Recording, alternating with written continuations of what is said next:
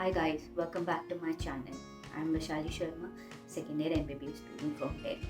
So before I start, I need to tell you something about me. I'm Vaishali, as you know, I'm a medical student, second year.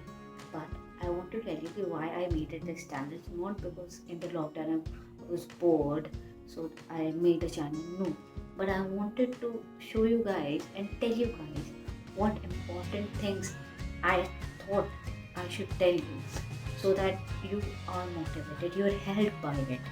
Not that I don't have any stuff to do, as you know, medical students have things to study, many things to study, right?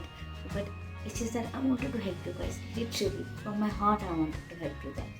It's just only motive I have for making YouTube channel videos. So let's start the video now. Topic is how to become a doctor after 10th. So to become a doctor after 10th, there are few steps you need to think about. After completing 10th, number one thing, you are supposed to take science stream. There are three streams: science, commerce, and arts. You're supposed to take science stream. Why? Because in NEET, in AIMS, in any medical exam, you need PCB. So biology is the most important thing. It's the step to become a doctor.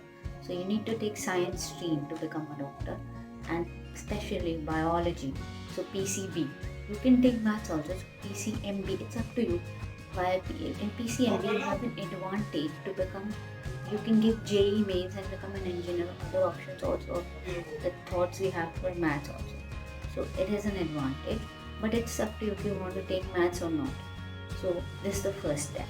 The second step is to secure or get 50% or more in 12th exams.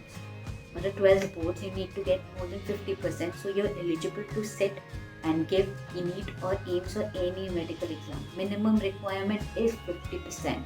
So in PCB, PCMB, or doesn't matter, you need to get at least 50%. Otherwise, you're not eligible for giving the exam or sitting in the exam, even registering the exam. You're not eligible for that.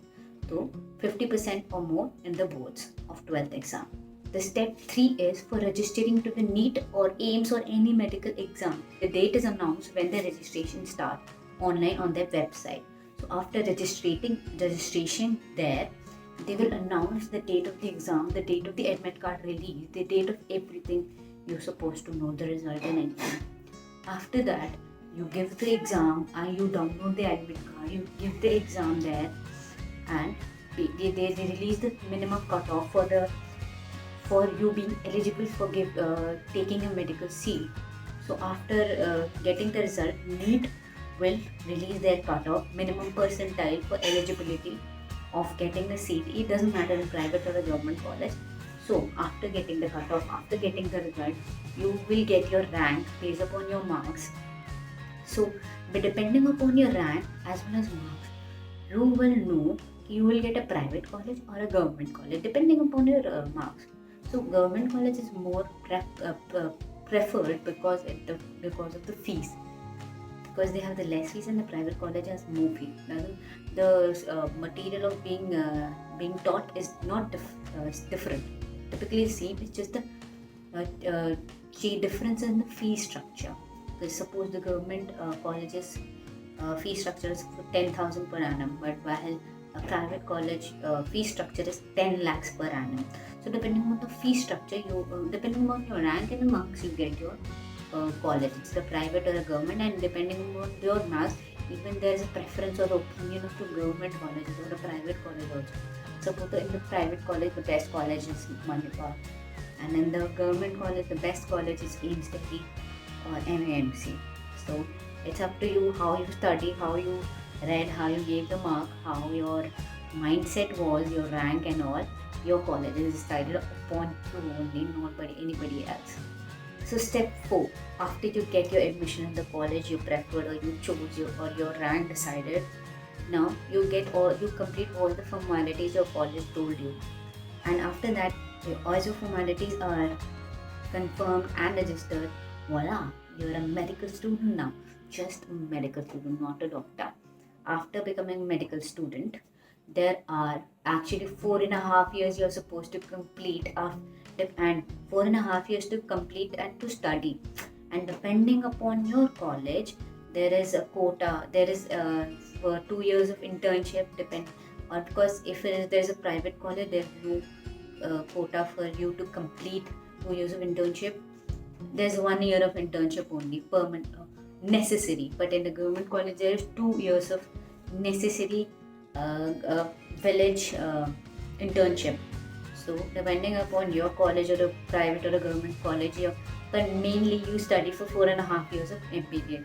After you complete 4.5 years of MBBS, passing more than 50%, you need at least. So as you completed your 50%, you're fully at 4.5 years of MBBS, you are a doctor, MBBS graduate. You are an MBBS graduate and you can write doctor as a prefix. So if I complete 4.5 years of my medical college, I will वैसे तो, but then I'll be Dr. Vaishali Sharma. Within 4 years, I don't have any speciality in any field like derma or anything, but I am a doctor. Officially, I am a doctor. I can work I can open my clinic also. So officially, doctor is completed. So there is a note, but because if you want to become a speciality in a specific field like dermatologist, surgeon, or a plastic surgeon or a physician, you have to take PG, post graduation. You have to complete post graduation also. For that, you need to give NEET PG. Earlier, after 12th, you get NEET UG undergraduate exam. Now you are supposed to give NEET postgraduate exam. So after giving postgraduate exam, clearing that exam, securing some rank, getting some college admission, you have to complete 3 years of postgraduate exam, 3 years of postgraduate course there in the hospital and wherever the test is going on. After completing that, you're a doctor in a speciality, specific field. You have a speciality about it. So you are MBBS, MD or MS in that field. So if that is the difference between undergraduate and postgraduate, because you are postgraduate now if you want to be in a speciality. And because MBBS is a general doctor, nobody wants to go to MBBS. Everyone wants a specialty specialist doctor. So it's better you and these days just being an MBBS doesn't give you any advantage. It's just a disadvantage, to be honest. If you have not done a PG, you're not established. So this is a bonus point of my video. So if you want to become a doctor in a defense, such as an army, navy, air force, there is a specific things you need to do to become the doctor in defenses, army, navy or air force. So after giving 12th, you're supposed to give NEET exam, same as you supposed to give exam, registered and all is the same. But after the result has come, you need to register in the AFMC website. After registering to the AFMC website, they will release their cutoff of the students they chose upon the rank and all. They will call for your intelligence, aptitude, interview and physical exam. They will prioritize you in the three aspects, that is interview, aptitude and the physical. After these, they will then again release their list that who they have selected for.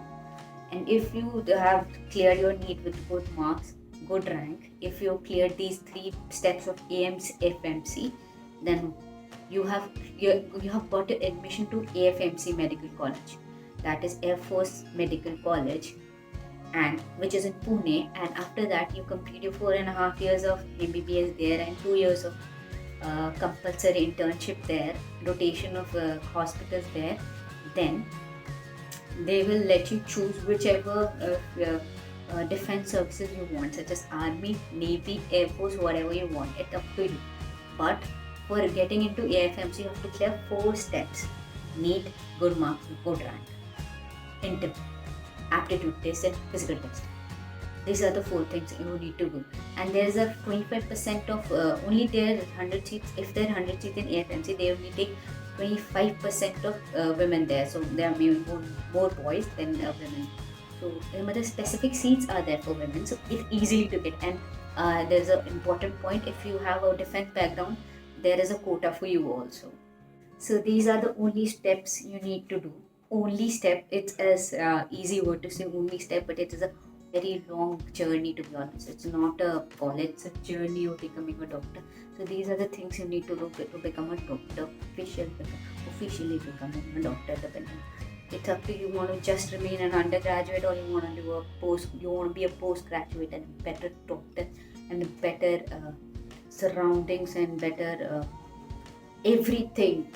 I would say you need to be a postgraduate rather than anything. So this is all I wanted to tell you, how to become a doctor. If you felt anything, I felt educated, knowledge about, if you gained any knowledge, education from this video, please like, subscribe, and comment on my channel. If you have any doubt, I will clear. I'm ready to reply on a comment. Just help me. Hope you guys just suggest me any type of video you want. I'm here to see if I can. Thank you.